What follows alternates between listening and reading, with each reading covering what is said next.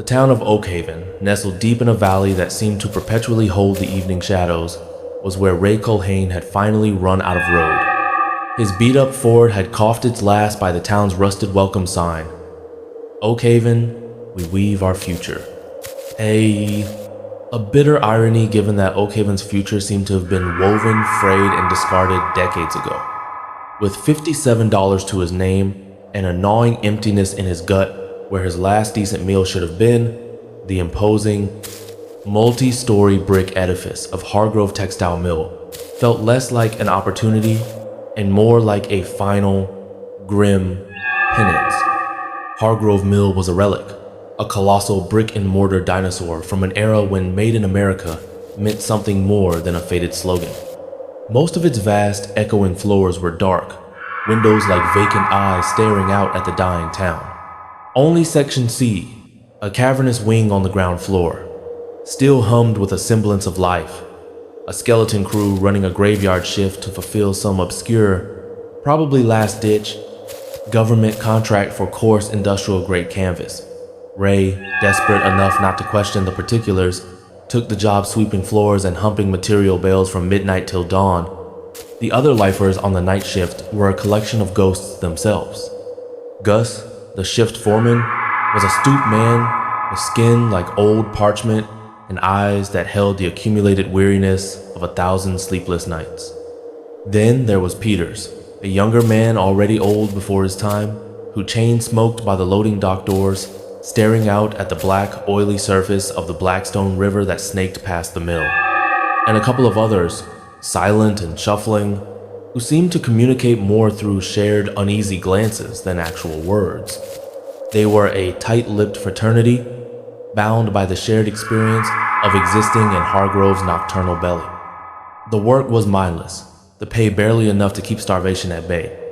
Section C thrummed with the rhythmic, deafening clack-wump of the few remaining operational looms, a sound that vibrated deep in Ray's bones. But it was the silence from the other sections, A and B, that began to get under his skin. Vast, multi-storied wings connected by gloomy, echoing corridors. They were supposed to be dormant, machines cold, floors empty, save for dust and cobwebs. On his third night, during a lull when he was sweeping near the heavy fire door that led to Section A, Ray heard it. Faint at first, almost lost beneath the din from Section C. A different rhythm, a lighter, more complex clatter. Clatter. Tap tap clatter. He paused, broom stilled. It sounded like smaller looms, more of them. He mentioned it to Gus during their 3 a.m. break, held in a grimy alcove that reeked of stale coffee and despair. Gus just took a long drag from his hand-rolled cigarette, the orange tip glowing fiercely in the dim light, and exhaled a plume of smoke that seemed to curl protectively around him. Mill's got its own ways, Ray. Old buildings make noises. Best not to get curious. His eyes, however, didn't meet Ray's. But the noises didn't stop. They grew. The distant clatter became more insistent, sometimes accompanied by what sounded like the phantom hiss of steam pipes that had been cold for decades, or the mournful groan of massive leather belts turning unseen flywheels. One night, the unmistakable, rhythmic thump-ka-chunk of the old carting machines echoed from the floor above, a sound Ray had learned to identify from a dusty diagram in the long-abandoned foreman's office he'd explored during a particularly slow hour. Machines that hadn't felt the touch of human hands or the kiss of electricity in a generation. He started seeing things, too, or thought he did. Fleeting movements in the deep shadows at the end of long corridors, dark shapes that seemed to flit between the monolithic, shrouded forms of the silent machinery in the unlit sections. The air in those connecting passages would sometimes grow inexplicably cold, carrying the faint, almost imperceptible but deeply unsettling scent of unwashed wool, machine oil, and something else, something like old sweat and fear. Driven by a mixture of trepidation and a young man's foolish curiosity, Ray began to make brief, cautious forays into the dormant sections during his breaks, his cheap flashlight cutting a nervous swath through the oppressive darkness. Section A was a forest of silent looms, their metal frames like skeletal sentinels. Dust lay thick as snow. Here and there, he found relics.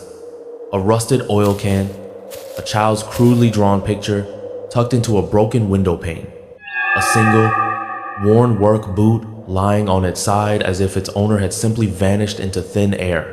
The atmosphere was heavy, pregnant with the weight of forgotten labor, forgotten lives.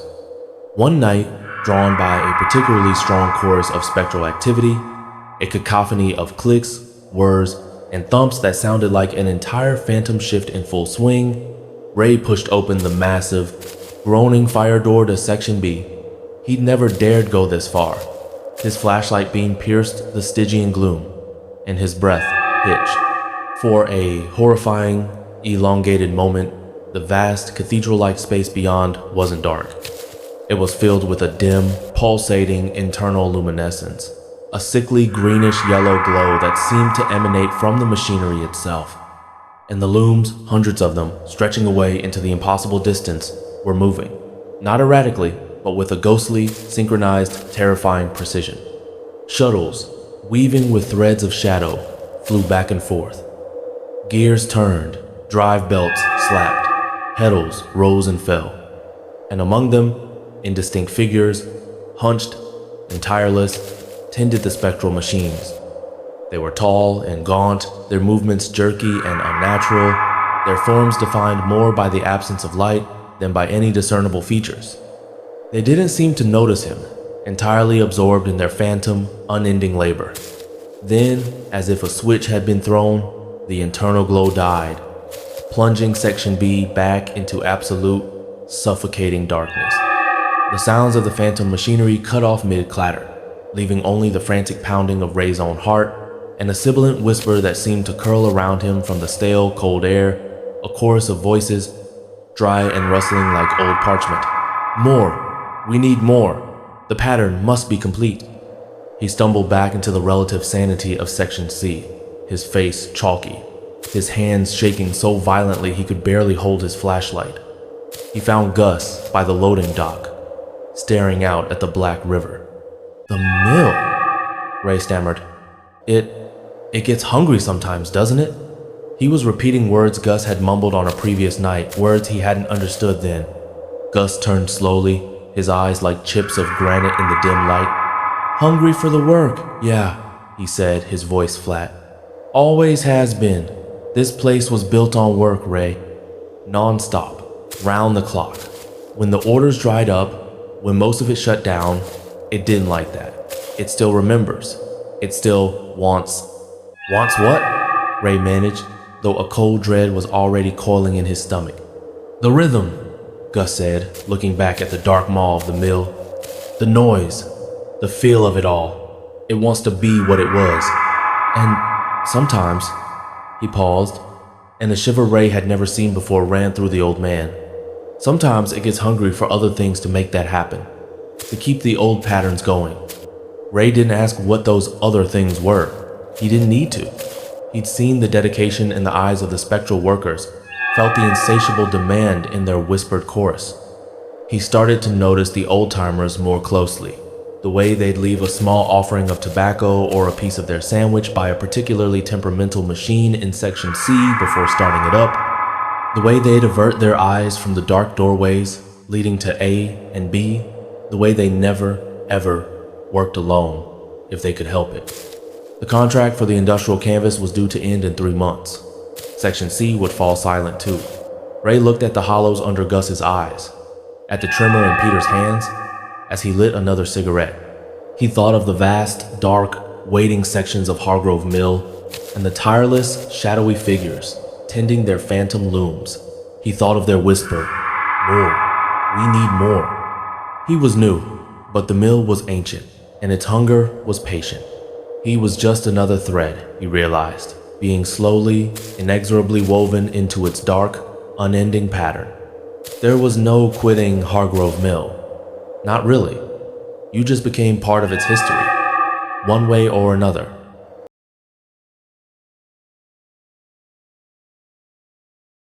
The town of Rust Creek, Oregon, clung to the muddy banks of the Calapooya River like a stubborn patch of mildew. Its glory days, if they ever truly existed, were long gone, leaving behind a legacy of shuttered storefronts and the skeletal remains of industry. Dominating the blighted riverfront was the Blackwood Cannery, a sprawling, rust-eaten carcass of brick and corrugated iron. It had been silent for 50 years, ever since Silas Blackwood, its foreman, a man whose cruelty was as legendary as the oversized peaches the cannery once processed, had vanished without a trace. Local lore, whispered in hushed tones at the town's single, dingy bar, offered a grim explanation. They said the immigrant workers, mostly Chinese and Irish, driven to the brink by Blackwood's relentless abuse, his bellowed curses, and the piercing, nerve-shredding shriek of his silver foreman's whistle that heralded punishments and impossible quotas, had finally reached their breaking point.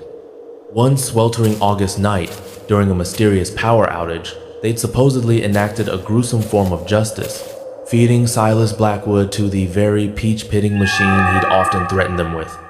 No body was ever found, only a suspicious amount of crimson staining the factory floor that even torrential rain couldn't fully wash away. The cannery closed its doors a week later, a silent, festering monument to its dark past. Now, half a century later, the Rust Creek Town Council, in a fit of optimistic delusion, had decided the cannery site was ripe for redevelopment.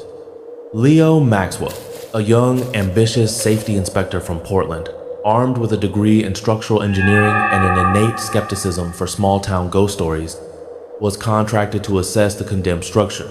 He saw it as a stepping stone, a chance to prove his mettle on a challenging project. He'd heard the tales about Silas Blackwood, of course, dismissing them as the colorful embellishments of a community with little else to occupy its time. His first walkthrough was an assault on the senses. The air inside the cannery was thick, a putrid cocktail of mildew, rat droppings, decaying wood, and an underlying sickly sweet aroma like mountains of overripe fruit left to fester in the sun. Rust flaked from every metal surface, coating the floor in a fine reddish powder. Broken windows, like vacant eyes, stared out at the gray, listless river. The vast canning floor, where hundreds once toiled, was an echoing tomb, its silence broken only by the drip of water from the leaky roof and the mournful sigh of wind whistling through shattered panes. The massive, silent machinery, conveyor belts, boilers, the infamous peach pitter itself, loomed like prehistoric beasts in the gloom. Leo, meticulous and unfazed, began his work, clambering over debris, testing structural supports, his flashlight beam cutting sharp lines through the dust-laden air. It was on his second day, while inspecting the rickety catwalks high above the main floor, that he first heard it, a faint, high-pitched shriek, almost lost in the vastness of the space. It was brief, sharp, and unsettlingly familiar from the townsfolk's descriptions of Silas's whistle. Wind, Leo muttered to himself, gripping the rusted railing tighter. Just the wind playing tricks. But the sound returned later that afternoon as he was documenting the hazardous state of the boiler room. This time it was closer, more insistent, followed by what he could have sworn was a low, booming chuckle that seemed to vibrate through the very concrete beneath his feet. He spun around, flashlight darting into the oppressive shadows. Nothing, only the drip, drip, drip of water and the oppressive weight of 50 years of silence. The following day, the sickly sweet smell, usually a diffuse presence, seemed to intensify as he approached a section of offices tucked away behind the main processing lines. He found one door, unlike the others, relatively intact, a tarnished brass plate still affixed, S. Blackwood, foreman. It was unlocked. Hesitantly, he pushed it open. Silas Blackwood's office was an eerie time capsule. A thick layer of dust coated everything, but otherwise, it was as if the man had just stepped out for a moment. A half-smoked, petrified cigar lay in a heavy glass ashtray on the scarred wooden desk. An open ledger, its pages yellowed and brittle, displayed columns of names written in a spidery, aggressive script with cryptic, often cruel, annotations beside them. Molly O'Malley, slow, docked pay. Chenkai, insubordinate, made example. Chills traced Leo's spine. On a tarnished brass hook beside the door, glinting faintly in his flashlight beam, hung a silver whistle. It was intricately carved, with the initials S.B. intertwined on its side. As Leo reached out, a purely academic curiosity compelling him to examine it closer, the temperature in the small office plummeted. The air grew thick, the cigar scent suddenly fresh and overwhelmingly pungent, as if Silas himself were standing right behind him, puffing contentedly. Leo froze, his hand hovering inches from the whistle. He felt an intense, prickling sensation on the back of his neck, the unmistakable feeling of being watched by cold, malevolent eyes. He could hear breathing, not his own, but slow, heavy, slightly ragged breaths, right beside his ear. Then, 3 sharp, authoritative raps echoed from the other side of the closed office door, the one leading back to the dark canning floor. Leo jumped back, heart hammering against his ribs like a trapped bird. He held his breath, listening. Silence. Then a low, guttural voice, rough as rusted gears, rumbled from beyond the door, each word dripping with menace. "Shift's not over, you lazy curs. Get back to the line. Slackers will be dealt with." Panic, cold, and absolute seized Leo. He didn't think. He reacted. He fumbled for the doorknob leading to the outer corridor, his hands slick with sweat. As his fingers closed around it, the silver whistle on the hook by the main door began to swing. Slowly at first, then with increasing momentum, as if an invisible hand had set it in motion. It didn't make a sound, not yet, but Leo could almost feel the shriek building within its metallic throat, a silent promise of torment. He wrenched the outer door open and scrambled out, not daring to look back, stumbling through the labyrinthine corridors of the cannery, the foreman's disembodied voice and the phantom cigar smoke seeming to chase him. He didn't stop running until he burst out into the gray, indifferent daylight of Rust Creek, gasping for air. The image of the swinging whistle burned into his retinas.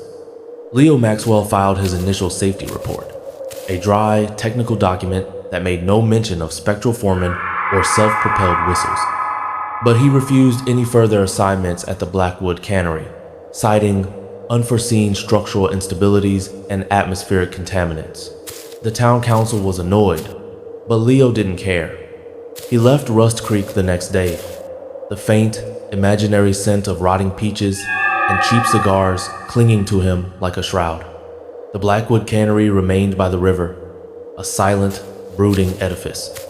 And somewhere within its decaying heart, Silas Blackwood, or whatever remained of him, still kept his vigil, his silver whistle ever ready to call the spectral shifts. A timeless tyrant in his rust-eaten kingdom. The redevelopment plans everyone in Rust Creek knew deep down were just another ghost story waiting to happen.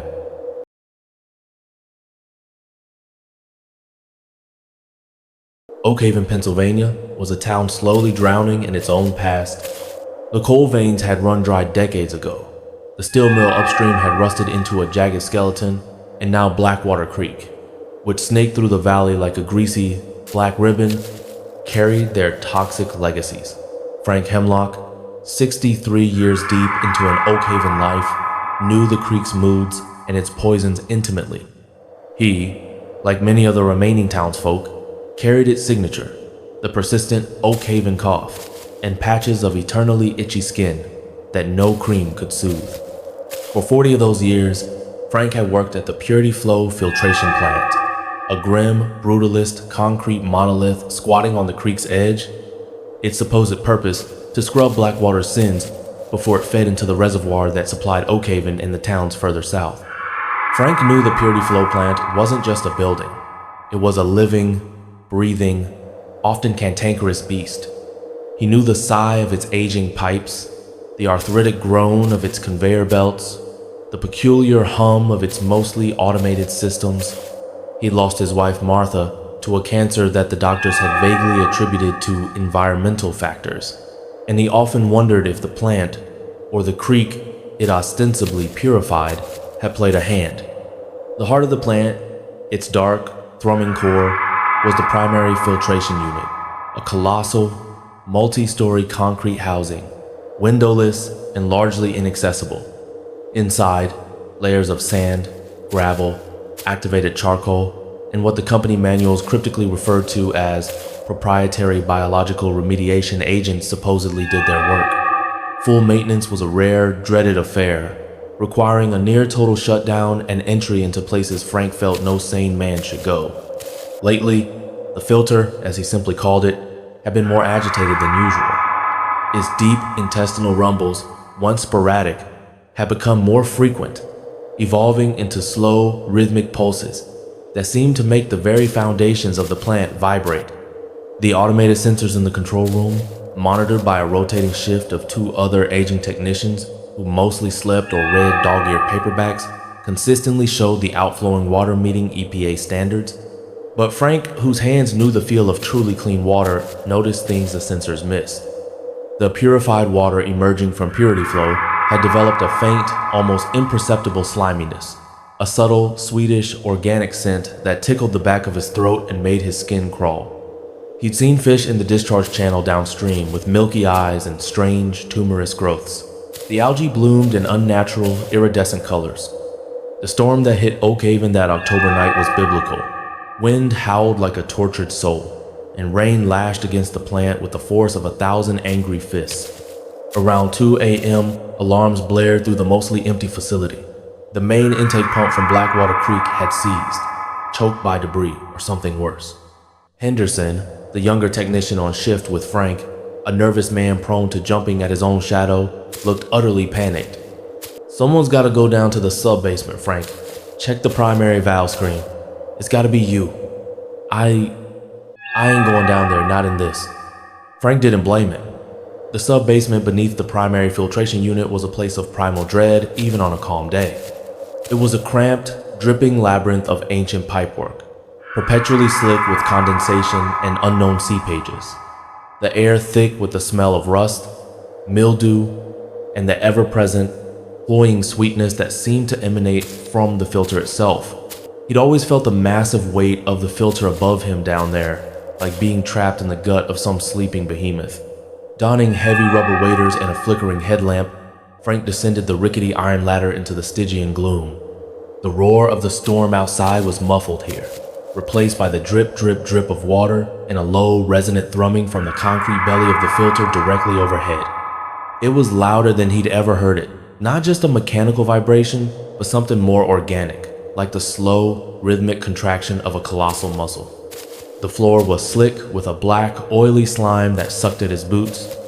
He found the intake valve housing, its massive bolts crusted with rust.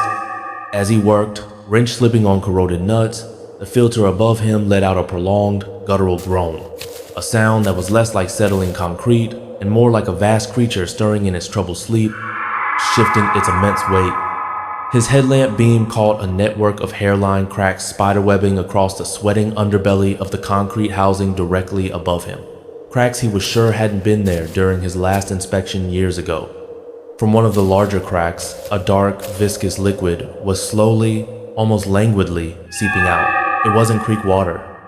It was thicker, like crude oil, but with a faint internal luminescence, a sickly greenish-purple glow that pulsed in time with the filter's deep thrum. It had a strange, sweet metallic odor that made his stomach churn. As he watched, transfixed, a single heavy drop detached itself and landed with a soft plop on the back of his gloved hand. It didn't feel wet, it felt warm, and then impossibly absorbent. He felt a tingling sensation, as if the strange liquid were trying to seep through the thick rubber of his glove. A wave of intense nausea washed over him, so powerful he had to brace himself against the slimy pipe. The dim light from his headlamp seemed to warp and distort, the grimy walls of the sub-basement dissolving. For a horrifying, timeless moment, he wasn't in the sub-basement. He was adrift in a vast, lightless, subterranean ocean, a boundless expanse of a thick, sentient fluid. And in that abyssal sea, things moved, immense, amorphous, multi-limbed shapes composed of pure, swirling chemical energy, ancient intelligences born of eons of pollution and decay. He felt their cold, collective consciousness brush against his own, a vast, alien awareness that was both terrifyingly intelligent and utterly without human comprehension.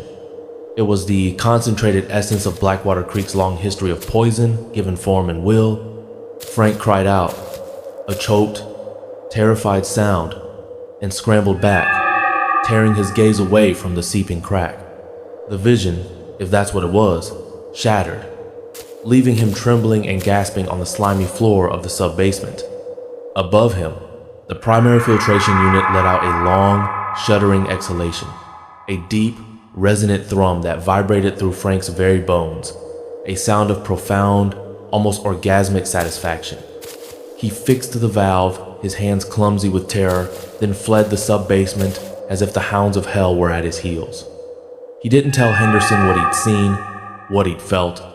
Who would believe him? But Frank knew. The Purity Flow plant wasn't filtering Blackwater Creek for Oakhaven. It was a feeding trough. The proprietary biological remediation agents weren't cleaning the water for human consumption. They were part of a monstrous, slow-motion alchemy, cultivating something ancient and terrible within the filter's concrete womb, something that fed on the toxins, on the accumulated despair of the dying valley, growing stronger, more aware, with each passing year. The filter wasn't purifying. It was gestating. He continued his shifts, a silent, haunted man. The water flowing from Purity Flow still passed the automated tests, but Frank saw the subtle changes in it, felt its wrongness. He saw in the too green sheen on the reservoir, in the vacant stares of some of the younger townsfolk who'd known no other water. The filter above Oakhaven pulsed with its slow, patient, subterranean heartbeat, a god of sludge and secrets, and Frank Hemlock, its unwilling witness, knew that its hunger was vast, and its time was coming.